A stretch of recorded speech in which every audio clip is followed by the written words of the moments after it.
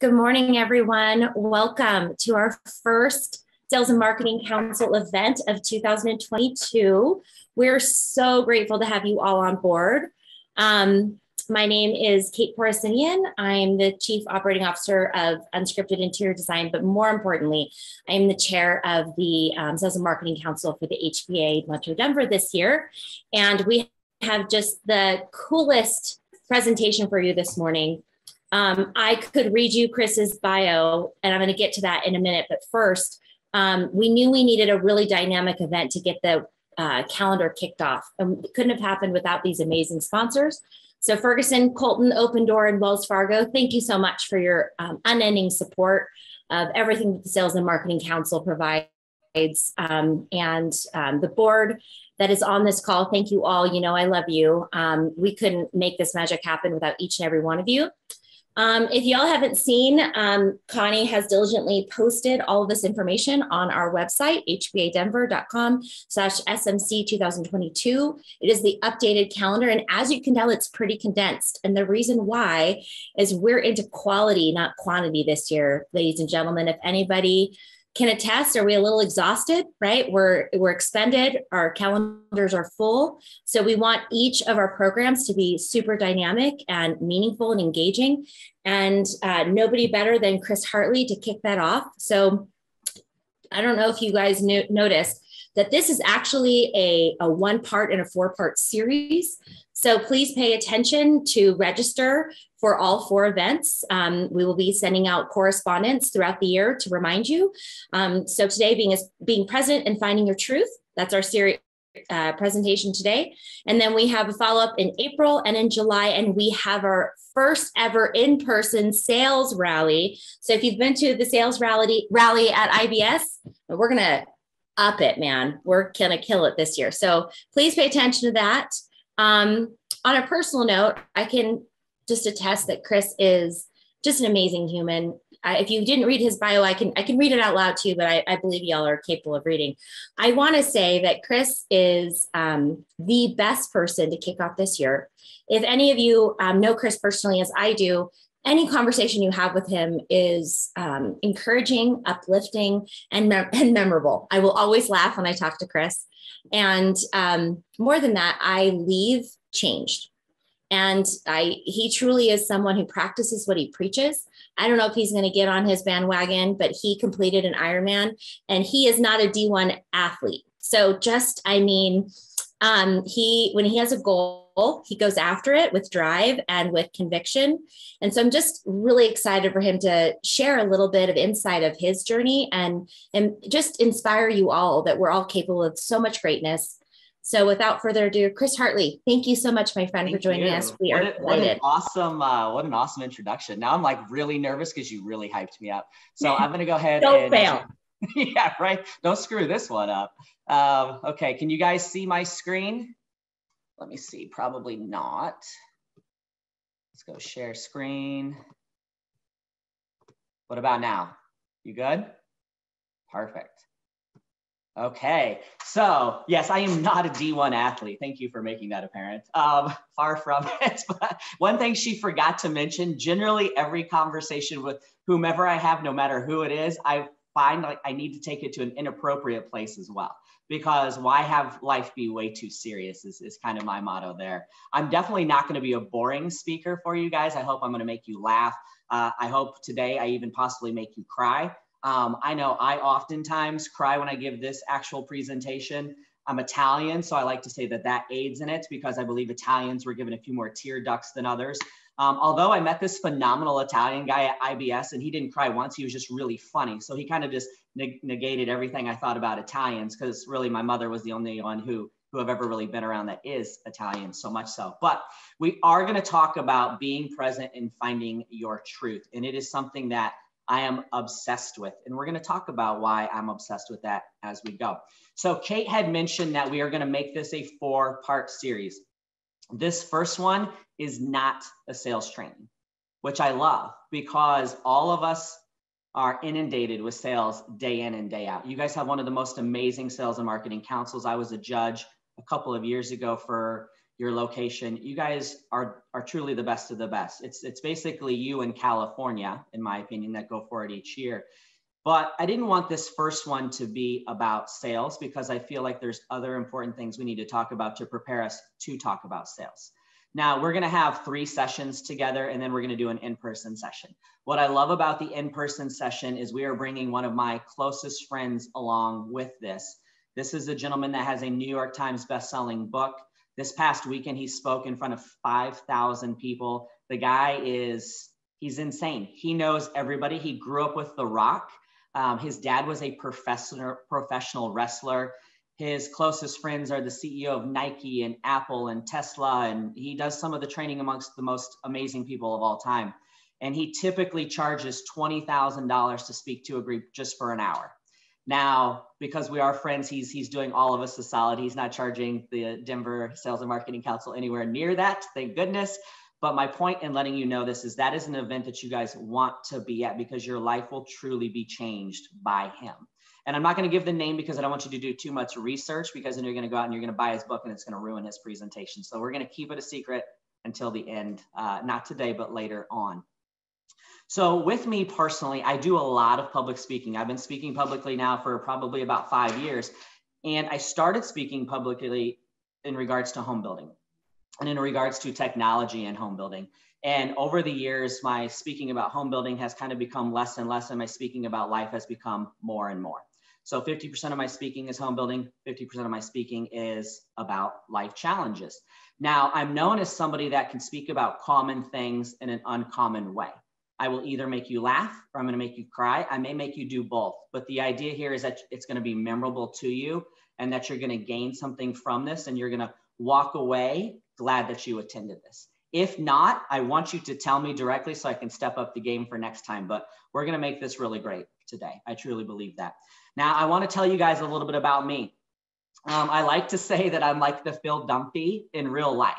Like I have a closet full of costumes.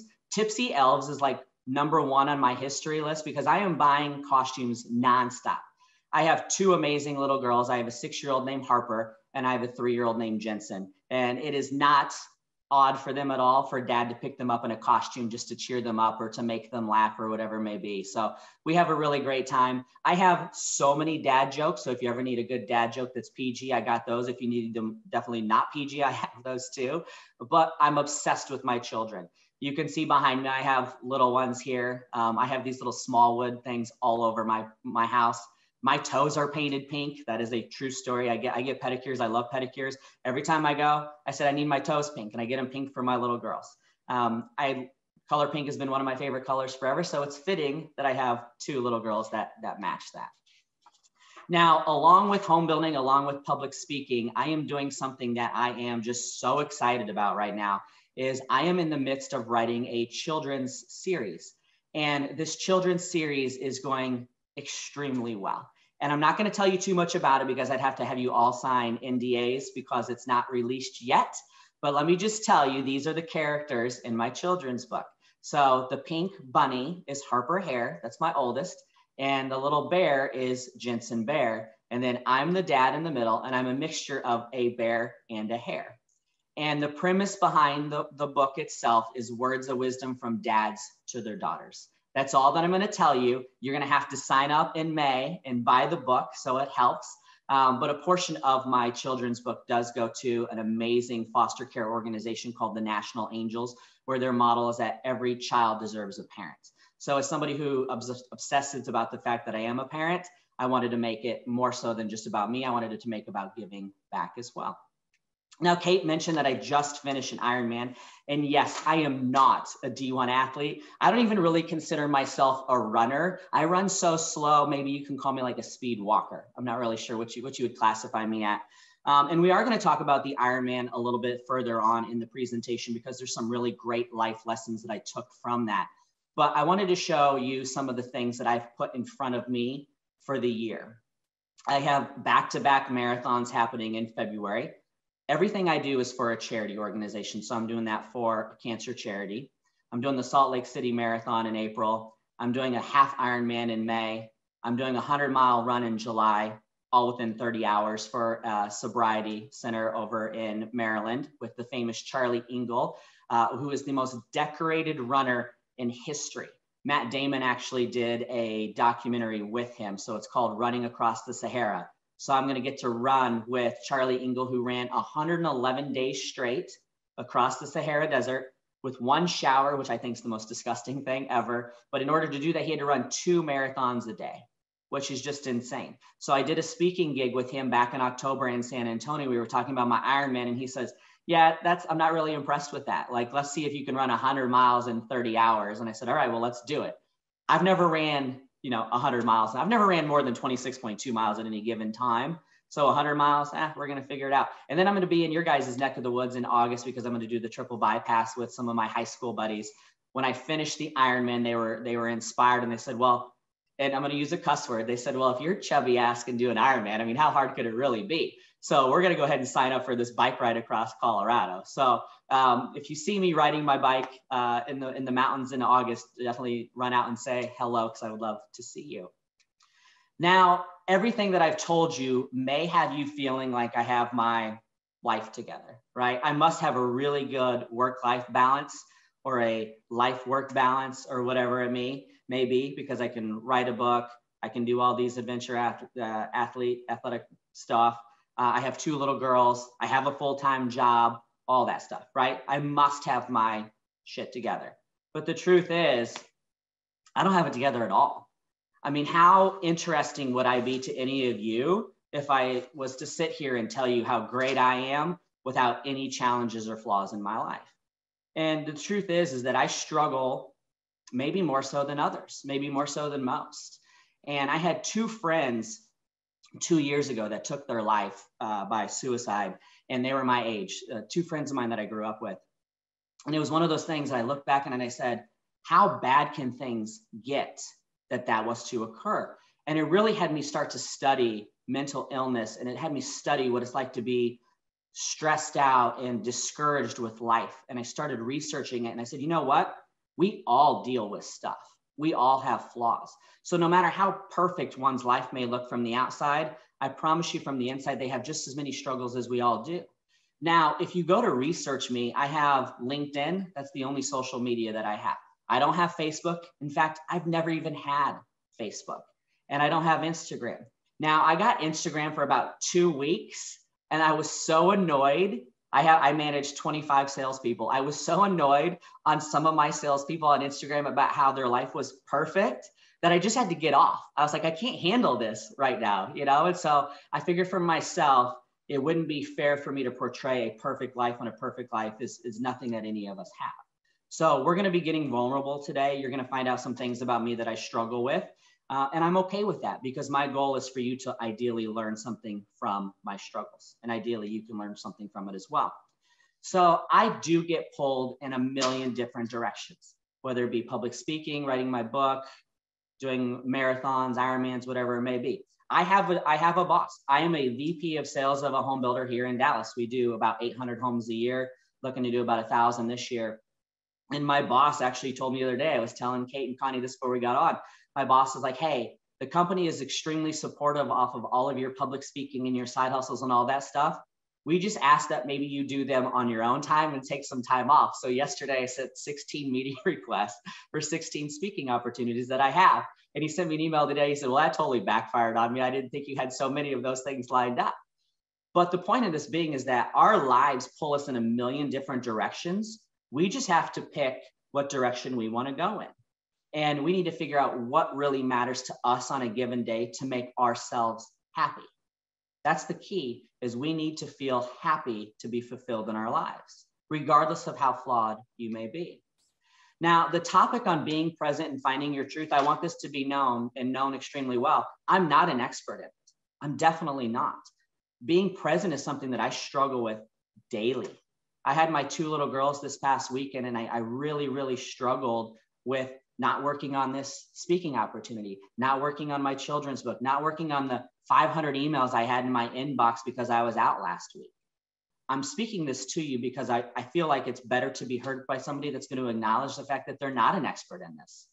But It's something that I am passionate about, and it is something that I have been researching for a long time. And I do feel that I do have something to share with you guys in regards to this topic.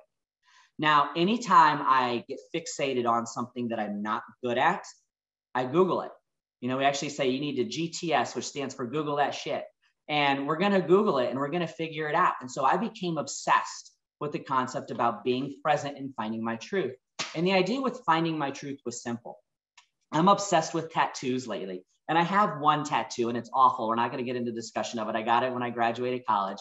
And when I completed the Ironman, I'm looking at getting another tattoo because that's why you do an Ironman. You get a tattoo to make yourself look cool and feel really accomplished. Well, I wanted to get another tattoo on my arm that said, live your truth. When one of my closest friends said, don't you think you should probably find your truth first? Now, that hit me like a ton of bricks because I'm like, wow, I thought I did know my truth. I thought I had found my truth. But the truth is, I'm constantly seeking it. I'm constantly a work in progress. And I really appreciated the fact that she said that. Now, once I started Googling how to be present and finding my truth, I learned so much. And there's so many amazing examples and powerful people out there that can help us to be better. And I'm going to share some of the findings that I have found with you guys today. Now, I want to become better. Every single day I wake up and I want to be better. And one of my best and favorite sayings of all time is that you need to be better today than you were yesterday. Now, I'm a part of many accountability groups, and I highly encourage you that if you are not a part of an accountability group, you need to be a part of an accountability group. One of my accountability groups has a 15-minute phone call 3 times a week at 6:45 in the morning. And that's fairly early. But what it is, it's an accountability group to make sure that we are being better. And one of the questions that comes up with us every single day is, how were you the last couple of days? So the question for me today was, how did you do this weekend? Well, I didn't do that great. I had my girls this weekend, so my whole focus was on my 2 little girls. Now, in regards to being an awesome dad, I crushed it. In regards to being a great worker, I failed. But that's okay. I chose what I wanted to be great at the moment. And so for me, some parts of my life were a win this weekend, some parts were not. That's okay, because today's a new opportunity to wake up and be the best version of myself that I can be. Now, I also believe that in order to be the best version of ourselves, we need to take time to reflect upon our lives. Not only reflect upon what's going on currently, but to reflect what has gone in the past. All of us have a story. Every single one of you, there's 75 on this call right now, which is just totally awesome. I so appreciate each and every one of you. But every single one of you has a New York Times bestselling book in you. All of you have an amazing story to tell. But I wonder how often you think about the story of your life and how it's molded you to be the person that you are today. Now, for me, the first opportunity I ever had to self-reflect was when I had the opportunity to speak at the 40 Under 40 Awards a couple of years ago in San Francisco. And the reason I got to speak was because the year before I was very fortunate to be one of the 40 Under 40. And when I was sitting in that room, I felt like a complete fraud sitting there. I felt like I didn't deserve to be in the presence of some of these other amazing people that have accomplished so much in life. But I didn't take the time to realize what I've accomplished in life. I felt like I didn't deserve to be there. And so when I had the opportunity to speak the next year, the topic that I spoke on was self-reflection and how powerful it is to see how far you have come, not only in your life, but your career. So I want to do that with you guys here right now. Now, I'm going to take you back really far, not too far. I'm not going to take you through my entire childhood, but I'm going to take you back to my childhood a little bit. Now, these are my mom and my dad. They grew up in Colorado. So the fact that we're doing this for the Denver Home Builder Association means a lot to me. My dad is from a small town called Walsh, Colorado, and my mom is from a town called La Junta, Colorado, which, believe it or not, I actually lived in La Junta, Colorado for a while. So if anybody on here is from there or live there, that's awesome. But my parents grew up in a manner in which that they didn't have a lot of means. My dad grew up with 6 brothers and sisters and lived in a 2-bedroom house. Now, in speaking to my dad this weekend, I learned something that I never even knew, which is crazy because I'm 41 years of age. My dad did not have indoor plumbing in his house until he was in the 7th grade. Like things that we take for granted here, like my little girls have their own bathrooms, right? They just assume that they should have their own bathrooms. When my dad didn't even have an inside toilet until he was in the 7th grade. It's just amazing to me. Now, my dad, I truly believe, is a superhero. I believe the man wears a cape. I believe that he can do no wrong. Now, my mom too, but my dad was the rock in which my sister and I learned the foundation of what a work ethic was. And my dad obsessed over greatness. He had a saying that I will never forget. This should actually be tattooed on me somewhere. It's pay now or pay later. And what my dad's philosophy on that was that if you work really hard at a young age, you can get yourself and your career to a point in which you can do what you truly want to do and you can leave and make a mark. Now, my dad had this huge fear, and there's nothing wrong with this because I love shopping at Walmart. I'm just going to put that out there right now. But my dad always had this fear that he was going to be a Walmart greeter later in life. And so he worked really, really hard to put himself and my family in a situation where that didn't need to be the case. But the pay now or pay later became an obsession for me. It really did. It became an obsession far greater than my dad ever intended it to be. And in speaking with my dad, because my dad has heard me speak many a times, one of his regrets is that he did push this saying so much because he feels like I don't take the opportunity to enjoy life the way that it should be enjoyed. The later in life I get, the later in the age, I'm 41, I do tend to understand and love those memories more. But when I was getting in this industry at the age of 22, all I did was work, and it became an obsession.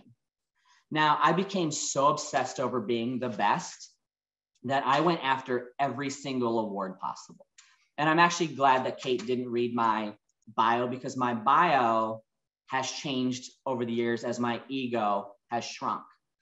That's an interesting statement because if you public speak at all, you have a sense of an ego, right? Like, let's be real. If you do this for a living, you don't have any confidence issues of getting on stage or speaking from your heart or your mind or whatever it is. But I obsessed over winning awards, local awards, regional awards, national awards. And I was very fortunate to win all of them. And it was one of those things that winning those awards made me feel really great for like a week. And then after I won that award, nobody really gave a shit anymore. They could care less what award I won. The only thing that I did is to put another thing on my resume. But the resume is something that most people don't even look at today. So who was the award really for? It was for my ego. And my ego really at the age of 38 took a step back and said, you know what? There's more important things in life than chasing awards. There's more important things in life that I need to be present for. And that was one of the truths that I had found was at the age of 38. Now, this little beauty queen right here had a lot to do with changing my heart and my soul. I did not used to be a runner. I want that to be known. I was far from a Division I athlete. In fact, when I lived in Colorado, and I actually started a division of Ashton Woods Homes in Colorado in 2007, I shut it down in 2008 during the recession, but I gained about 50 pounds. I was about 50 pounds, 60 pounds heavier then than what I am today. And I had kept that weight on for a long time until we had Harper. And we had Harper in August of 2015. And I made a life change at that moment that said, I need to fix the person that I am. And how could I fix that? Well, I fixed it with running because it was free. And that's where I became a runner. But I didn't fix the fact that I was a workaholic. And that's what I was. I was somebody who consumed themselves with work, with the awards. And it wasn't until Harper was 3, which is the age that she is in this photo here, that I was playing with her up in her game room. And I want it to be known that I was always a present father. And I say that with quotations because yes, I was always physically there, but I was never fully there. And I want you guys to think about that. How often of a time are you with your family or your loved ones where you're literally just there in the physical sense? You're not there in the mental sense at all. Now, because I do a ton of reading, I read a ton of books. I had read recently that a child truly only needs 30 minutes of dedicated time per day for you to make a huge impact and to truly be their hero in life. Now I thought, gosh, that's such a small amount of time. Who doesn't have 30 minutes? But think about the last time it was when you had 30 minutes for your children or your loved ones where you didn't touch work. For me, that is a challenge. That is very much a challenge. And so Harper was at the age of 3 and we were up in her playroom playing and I had put the phone away, which was rare for me because I was constantly on the phone. If I was not at work, I was at least on my phone. I was emailing, whatever it may be. And she walked up to me and she said, Daddy, you left your phone. And I said, okay, thanks. I said, Harper, Daddy doesn't need his phone. She goes, Daddy, you always have your phone. And I mean, talk about a a life moment that just smacks you right in the face. Like my 3-year-old daughter associated dad with a damn cell phone. Like that hurts, and it still hurts. Now, Harper to this day never has an issue telling daddy to put away his cell phone. Because again, I'm not perfect. I'm still flawed. You can't put away your cell phone always, right? That's impossible. But you can have dedicated time to be a better person. Now, I don't know if you guys know this or not, but again, because I do a lot of research, the cell phone has been named the best invention of all time and the worst invention of all time. As I look back on my dad being a superhero, he absolutely was. But what I did not ever see my dad doing was having a cell phone, because our dads didn't have cell phones back then, right? I mean, I didn't get my first cell phone. I graduated from high school in 1998. I didn't get my first cell phone until I was in college. I didn't get my first email until 1998 when I was in college. So you look back and you say, you know, life could have been a little bit easier back then in regards to the distractions. But the cell phone has also done a lot of great things for us. It's a great invention, and it's a horrible invention. Now, here's some amazing statistics for you in regards to the cell phone. I mean, 79.5% of it use it as an alarm clock. 87.8% of us feel uneasy when we leave it at home. I know for me, there's no way in the world I would ever leave the house without my phone. I've gotten in the car many times and I might say, where's my phone? You know, look how many percentage of us actually text people we're in the same room for. Look how many people use their cell phone in the bathroom. I mean, I think TikTok has probably taken bathroom phone usage it's probably like 100% now, right? It's just out there. But when you look at how much the cell phone consumes us, it's an amazing statistic. Here's another one, because I'm actually on the board of directors for a tech company in Park City, Utah, and it's a text message-based application. Did you know that 98% of us will check a text message within 2 minutes of receiving it? And close to 80% of us have our cell phone within an arm's reach at all times, minus the shower. It's insane what it's done to us. It's completely consumed our lives. Now, one of my favorite people of all time is Simon Sinek. And this guy, he's amazing for many reasons. One, he's got a great accent, so you just love listening to him. But he's got so many great words of wisdom. And he wrote his book, Start With Why, which has just totally put him on the map. And Simon did a speech not too long ago where he talked about cell phone usage. And he talked about the fact that if we put our cell phone anywhere that somebody can see it during a meeting, at dinner, with our children, our spouse, our loved ones, our parents, whatever it may be, we are subconsciously telling them that what's going on in our phone is more important than what's going on with us in the present tense. Now, I want to challenge you guys, because once I started paying attention and truly researching this topic, it irritates me something fierce when I'm at dinner and somebody gets on their phone, because that moment is there for us. Now, I used to be guilty of that all the time. I used to be wondering what was going on. I'd feel my phone vibrate, text message, whatever it may be, and I want to check it. But what is that telling the person you're next to? Go and eat at a restaurant, go to lunch, go to dinner tonight, go with a loved one, and just look around and see how many people around you are not even paying any attention at all. They're just paying attention to their phone. They could be sharing TikToks, text messages, whatever it may be, but they're still not paying attention to the person in the room. Now, I'm very blessed that I have 2 phenomenal area sales managers here in DFW that allow me to do things like this, because they're so on top of their game. But when they started doing their role about a year ago, the number one thing that I told them was this: when you go have a one-on-one with your teammate and your team member, put your phone away, because 30 minutes of uninterrupted one-on-one time with them is worth an hour and a half of you present with them on your phone. You can accomplish so much more. And I know that just from learning from really bad managers, that I didn't feel like they were listening to anything I said. And that was one of those things that my dad does a phenomenal job with. My dad retired a very high up position in the railroad he was at. But when my dad is having a conversation with me and I get on my phone, he will stop talking until I'm ready to put my phone down again and acknowledge that he's talking. Now, he does that for my benefit. He's not doing that to be a jerk, but he's doing that because it needs to be made aware that what I'm doing, because we all are programmed to do it. We may not even realize that we are doing it. So another thing that I want to talk about, and I love this here, and it's called destination addiction. Now, destination addiction is one of those things that it's the preoccupation with the idea that your happiness is in the next place, the next job, the next relationship, the next accomplishment.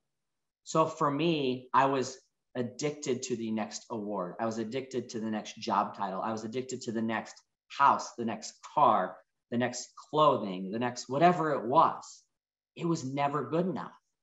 And that realization came to me at the age of 38 that I needed to stop being there.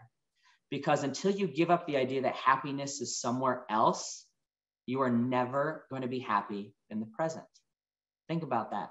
Until you give up the idea that happiness is someplace else, you will never be happy in the present. And that's destination addiction. How many of us have that? Be real with yourselves. There's 71 of us now. So I bored 4 people. 4 people jumped off. They were like, I've already had enough. But think about that in your life. Are you chasing something to be happy, or can you be happy in the moment that you're in? Now, this is self-awareness, and it's the ability to take an honest look at yourself, whether it's right or wrong. The most successful people in life are the most self-aware people in life. If you look up narcissism, those are the people that their self-awareness is nowhere near where it needs to be, right? But self-awareness is a superpower, and you need to be self-aware. Now, this is my sister. My sister is gorgeous. No, neither one of us is adopted. I always get that question. Which one of you is adopted? I think that's really rude, by the way. Like, I peaked in high school. She's still beautiful. It is what it is, right? But my sister is in home building, and my sister is 1.5 years younger than me. She is an amazing soul, and she's extremely intelligent, extremely intelligent. Now, I made the joke that I'm Italian, so I sometimes am emotional. Well, she's equal parts as Italian as I am, and for some reason, I don't think she has emotions. So it kind of negates the story too. But my sister and I have really deep conversations all the time, and we talk every single day, multiple times a day. We both have children. We both are in home building. We're around the same age. It just makes sense. And my sister called me, and she said, hey, there's something I want to read to you, but I need you to pull over. Well, she could tell I was driving because she could hear the Bluetooth in the background. I said, why am I pulling over? She goes, because I know what I'm about to read to you is going to make you cry, and I don't want you to wreck. And I said, okay. So what I'm going to do is I don't want to flip the slide yet because it's on the next slide, but I want to read something for you guys. And I want you to close your eyes. Now, I can't tell if you're closing your eyes, but I want you to close your eyes. And then I'm going to flip it to the next screen, which actually has it there. So this is what my sister sent to me that day where she asked me to pull over. She says, how about you don't have to build an empire or dominate an industry or be the number one at anything? What if you simply built a lovely life that makes you feel happy, that brings you joy, that is generative and supportive? What if you healed the parts of you that needed more and more and more? What if you refined what success looks and feels like to you? What if you decided that enough is enough? What if you felt satisfied in the right here and the right now? What if you realize your life is likely a lot closer to your ideal than you ever thought? What if changing the filter in which you view your life makes everything that much more vibrant? How much more open, empty space would be left for your joy if you stopped thinking you needed to earn it? How much time could you spend in the actual living of your life if you let go of striving for more? How much more beautiful would this moment right here become for you? Now, that to me, and I'm glad she had me pulled over because I was crying when she read it to me. And the reason she read it to me is I was in a pretty, I'm going to try not to get emotional here. I was in a pretty bad spot. And I struggle in life with the difference between being content and being complacent. Most people get those two words screwed up. And I have a counselor, psychiatrist, whatever it may be, right? I believe everybody should have somebody to talk to. I really do. I think it's healthy. And she had said that I struggled with contentment. And I got really angry with that. And I said, you're damn right I do. Why would I want to be content? Like, I always want more. And she goes, well, what is contentment to you? And I told her what it was to me. And she says, you're getting your words screwed up. You don't like complacency. Contentment is being happy in the here and now with where you are. You can be content in life and still want more. You fear complacency. You don't fear contentment. And so my sister, when she found this, she was like, oh my gosh, this is it. Because I do a lot of public speaking, and I was speaking to a 40 under 40 group. And these two guys here in Dallas said, hey, can we take you to lunch? And I said, absolutely, let's go to lunch. I love giving back. I said, let's go to lunch. And they said, how awesome is it for you to be where you are in life, where you are today? And I said, I don't really think I'm far enough. I think I should be more. I think I should have more, do more, be more, accomplish more. And I got to thinking that I had two young guys, a 23 and a 26-year-old, that were like, wow, you've accomplished so much. But what would I do if I was 23 or 26 looking at my life at the age of 41? Would I think I've accomplished a lot, or would I think like I've accomplished a little? It was a very good shift in mindset for me, a good self-reflection moment to say, you know what? I can still be content in life because I am, and I'm learning to be content. That doesn't mean I'm going to stop trying to be better. Now, I was driving one day with my little girl, and I live in a suburb of Dallas. I live in North Dallas. It's basically Oklahoma. And I was driving with my little girl, and I saw this sign painted on a building. And I stopped. And I said, Harper, will you get out and stand here for daddy and take a picture? Because I take notes all the time about life lessons that happen, and I try to make a speech about it. I try to learn about it, whatever it is. And so she gets out, and she has no idea what this is, but she looks adorable. And one of the best things about being a public speaker is you can force people to look at your kids. But the sign here is amazing. It's fear is a liar. And for me, I was living a life of fear. I was living a life of fear that I wasn't good enough. But who wasn't I good enough for? It's not her. It was me. And I learned two things here. That I needed to stop being afraid of the person that I was and that I could be. I needed to focus on the person that I wanted to be. And fear was holding that person back. Now, you can't go back and start over, but you can 100% begin where you are now and make a new ending, right? That's the best part about waking up every day, is that we can choose to live a life that is better than where we were. Be better today than we were yesterday. And so at this moment in time, I started to have a real mind shift. Right? I started to forgive myself for failed relationships, failed time, whatever it may be. And I focused on the fact that I could be better than what I was. Now, this guy here, his name is Ed Milet. Ed he's a public speaker himself, clearly a very chiseled man. He probably was a D1 athlete. He kind of looks like one. Definitely way more fit than I will ever be. But Ed he's an influencer on all things, and he does a phenomenal job with his public speaking and his messages. And he put something into perspective that I just absolutely love. And it was this: what if this was the last time, ... And what he meant by this is this: when you make something scarce, you give it value. So let's think about this. What if this was the last time you were ever on a Zoom call? Would you pay attention more? Would you put down your cell phone? What if this was the last time you got to see your mom, your dad, your brother, your sister, your spouse, whatever it may be? Would you be on your cell phone? Would you be working? Would you be concerned with what's going to happen the next day? Or would you be living in the moment that is in front of you? It's a powerful statement when you think about it, because as my parents get older, as all of our parents get older, as some of us get older, when you become a parent, and a lot of us probably are, and some of you probably aren't, but you see things move at a lot faster of a pace. I look back and I'm like, how in the world are my little girls 6 and 3? And where the hell was I for when they happened, right? Like, there's no way I can let them be 16 and miss the next 10 years, 18, whatever it may be. Now, I am scared to death when they turn between like 12 and 18. I'm not going to lie, that scares me. But I still want to be present there. I want to be their dad that's going to be there for them every single moment. And I look at time a lot differently today because of that statement. I look at all things as if it was scarce. Because you never know when you take your last breath. You really do not. So because we do have to tie this into a relative term for business, I did want to throw this in, and it is very relevant because it's where I was. When you look at a timeline of your career, you look between your 20s and your 40s, and it's basically, what can you do for your company, right? But in your 40s and up, it's more about what we can do to give back. When I was in my 30s, it was all about how much I can hustle to try to accomplish something for the ego. And now that I got older, it's not about the ego. It's about what can I do to help those around me understand that they can live a better life.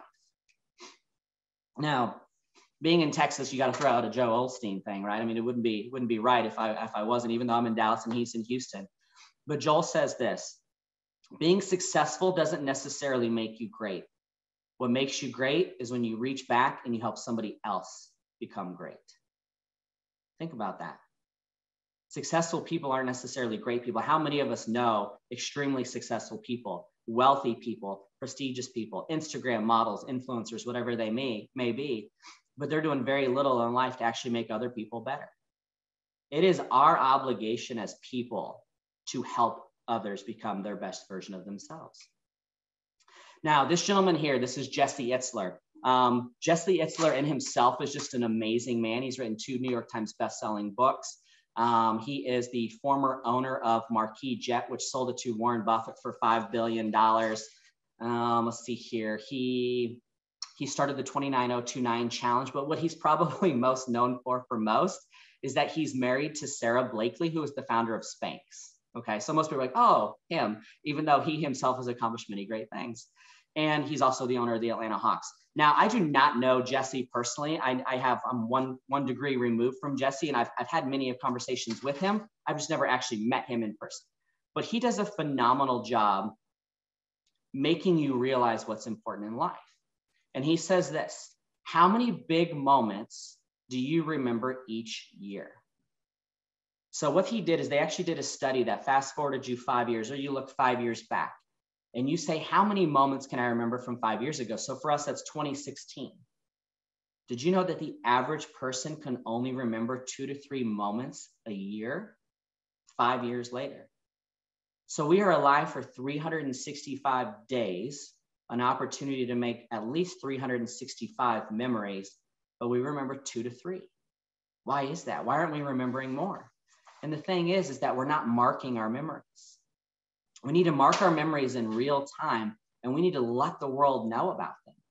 We need to save them. We need to put them in a journal. We need to do whatever it may be. I have journals for my little girls that I write in, and when they turn 18, I'm going to hand those journals over to them. And it's the time that we get to share with each other. But they're special memories. Yesterday, my little girls were bored to death inside of Daddy's house, and they wanted something to do.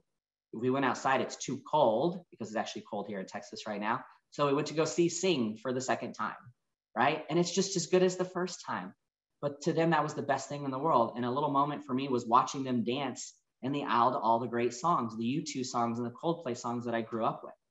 That to me is a special memory that I want to shout out loud. That's special. Now, I want to talk to you guys about 5 amazing women.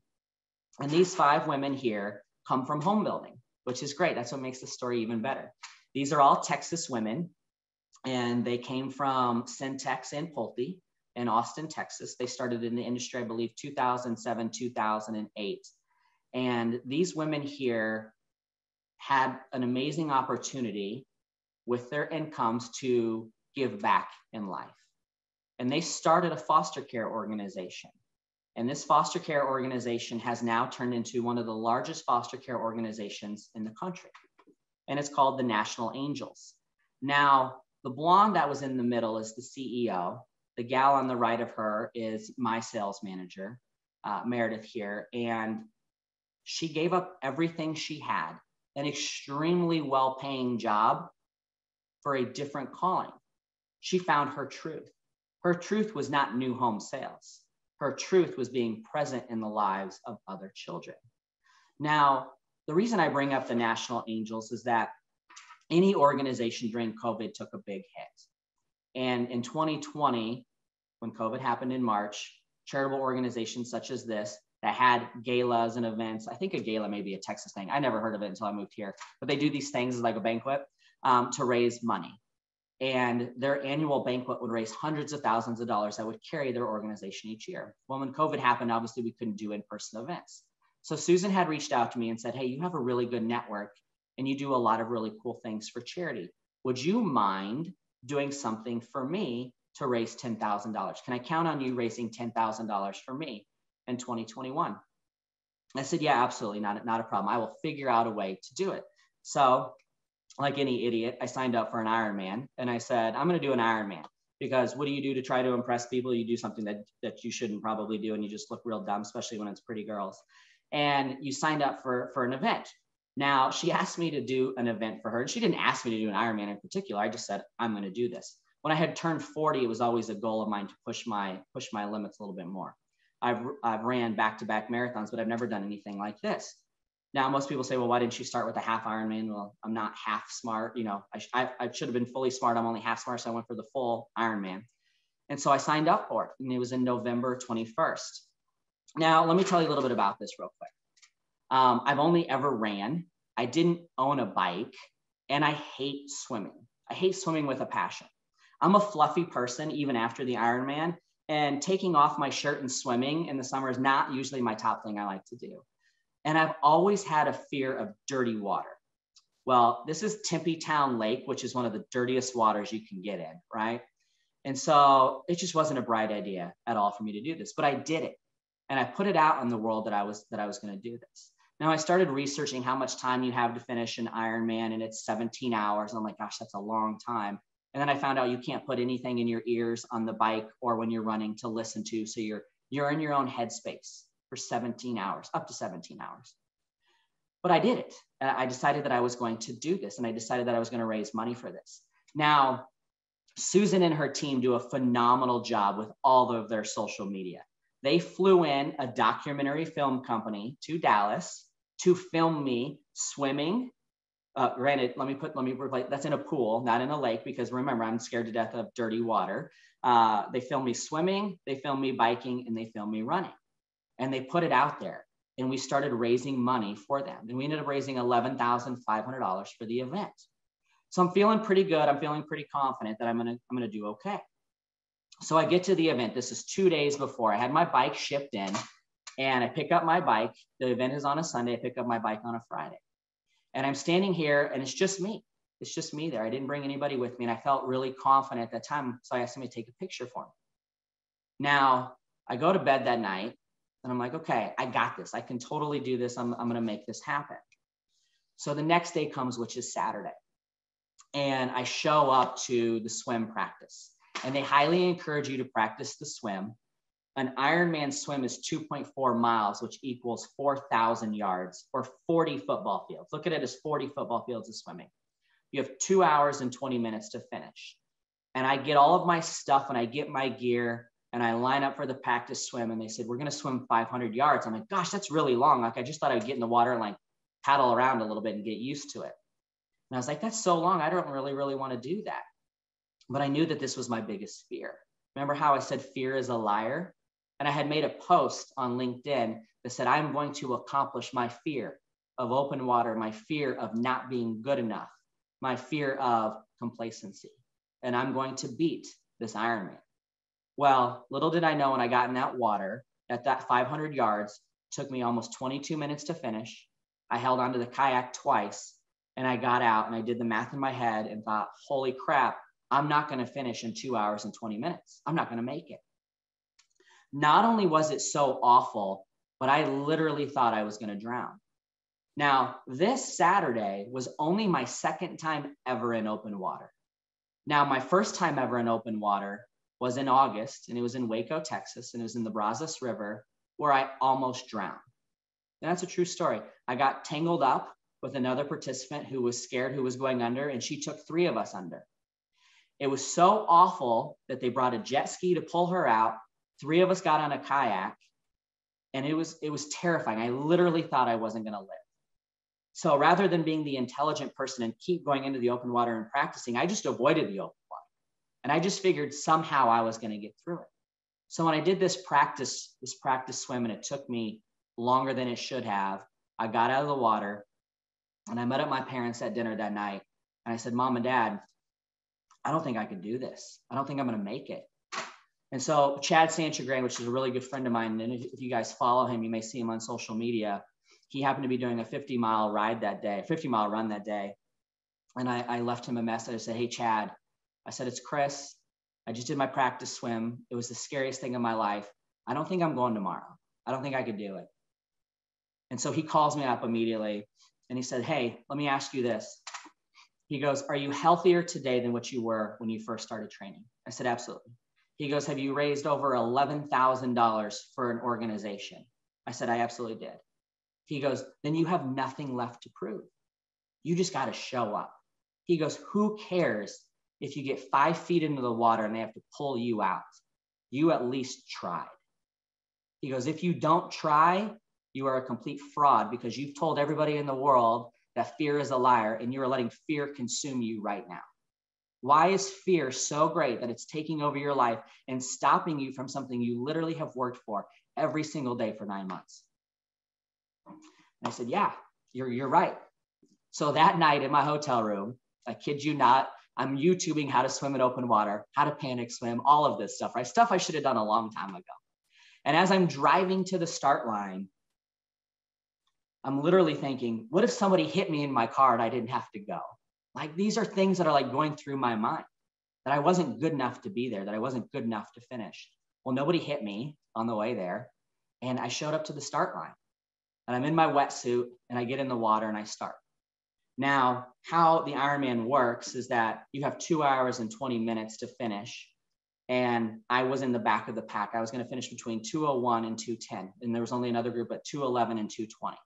I get in the water, I'm 100 yards in, and I have to hold on to a kayak. And I'm like, son of a gun. I'm not even gonna, I didn't even make it as far as I did yesterday before grabbing a hold of a kayak. And so I was like, okay, I got to do this. I got to do this. Now, keep in mind, every race, I write something on my arm. I write myself a personal message. And the message that I wrote on my arm that day was, be unstoppable. Be unstoppable. And I looked down at my arm and I said, I got to keep going. I got to keep going. The only way they're pulling me out of this water is if I'm truly drowning or if I'm not going to make the time, but I can't stop. So I start swimming again. I get 360 yards in and I'm holding on to another kayak. I'm like, God, this is going to be the longest 2 hours and 20 minutes of my life. And a kayak comes up to me, a red kayak with a woman in the front and a man in the back. And she looked at me, and keep in mind, you're in a wetsuit, you're in a hat, goggles, swim cap, you can't tell what the person looks like, right? And she said, hey, you. And I looked over and she goes, I got you. I got you.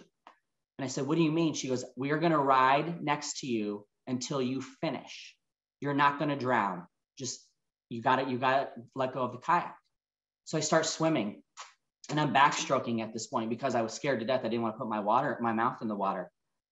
And she asked me, she goes, hey, why are your toes pink? And I said, well, I got 2 little girls. My toes are always pink. And she said, hey, why are you doing this? Why are you doing this race? So I told her I was doing the race for a charity organization. So what kind of charity organization? It's a foster care organization. She said, well, tell me about this. Now I can have a conversation with her because keep in mind, I'm still backstroking, right? So my face isn't in the water. And what she was doing is she was trying to calm me down. And she said, what are you afraid of in turning over? And I said, I'm afraid of failing. I'm afraid of drowning. And she goes, you're not going to drown. You're not going to fail. We're right here. We're here. Now, when I did the documentary piece for my Ironman, the National Angels, if you remember the logo, is angel wings. I had made a statement that I knew I was going to finish the Ironman. So I had angels on my chest and angels on my back. I am not a religious person. I'm a spiritual person. I'm not a religious person. But those 2 people rode next to me the entire time until I got out of that water. They were angels to me. They helped me get over my fear. They were present for me when I needed it most. They helped me to find the truth that I could accomplish anything as long as I didn't give up. And that's my statement to you, is you can't give up. It took me 16 hours and 2 minutes to finish. It was the longest damn day of my life, but it's something that will never be taken from me because I put in the time, I had the belief, and others believed in me. Nothing in life that you go through, do you have to do it alone. There's people around you that can support you every bit of the day. My parents came with me because they wanted to make sure I didn't drown, which was great. I had coworkers there. It was an awesome day. Something I said I would never do again, which I probably will never do a full again, but it gave me the idea and the mindset that I could do anything. I walked away knowing that I could accomplish. And so I want to leave you with this. You need to fall in love with the process of becoming the very best version of yourself. That does not mean that you need to accomplish everything. That just means you need to try everything. If I didn't finish the Ironman, the world would not have stopped. Now, the documentary may not have been as cool because I wouldn't have got the cool medal at the end, but it wouldn't have mattered. At the end of the day, I still raised the money. but I became a better person along the way. What that Ironman taught me was this, that my mind is strong and that I have forever given up any excuse in life for not accomplishing something I put my mind to. I truly believe that every one of you people that's on here now, and there's 68 of us left and we're almost done, that you can do an Ironman, that you can write a book, that you can become a division president, whatever it may be, whatever your ambition is. The only person that's going to stop you from being you is you. So I want to leave you with these 5 tips here. I am living a life of F yes and F no mentality in moments right now. When I get asked to do something, if it's not a F yes, you imagine what the F stands for, I'm not doing it. Then it's an F no, and vice versa. Because far too often in my life, have I been doing things for other people that have not enriched my own personal life? Multitasking is BS. You can't multitask and be present. No matter how much you try, it does not exist. You need to detach from your phone, put it away. And you need to be joyful in whatever it is that you're doing. Be just happy that you're in the moment. And the last one here is that you need to practice over and over and over, because you will fail. I fail every single day at being present. But as I tell my little girls, if it's important to you, you will find a way. If it's not, you're going to find an excuse. Finishing that Ironman was important to me. Finishing my children's book is important to me. Having this conversation with you guys is important to me. And because I'm a child of the 80s, this is our very last slide. Ferris Bueller says it best, that life moves pretty fast. If you don't stop and look around every once in a while, you could miss it. So that's it. So thank you. I'll unshare my screen so the lovely ladies can do their thing. And I appreciate you all listening. I'm sorry I cried, but it's Italian. I warned you. Chris, thank you so much for sharing your heart and your journey. For those on the call, yes, Leah, me too. She said, amazing, you made me cry too. Anyone have any questions, any follow-up comments? You can put them in the chat this time.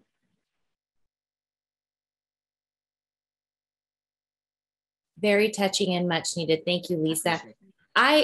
Chris, I know that a lot of people that I've spoken to lately are feeling overwhelmingly exhausted, and the year's just started, right? I think that the ever present COVID thing is just, affected people in a way that they don't even have words for.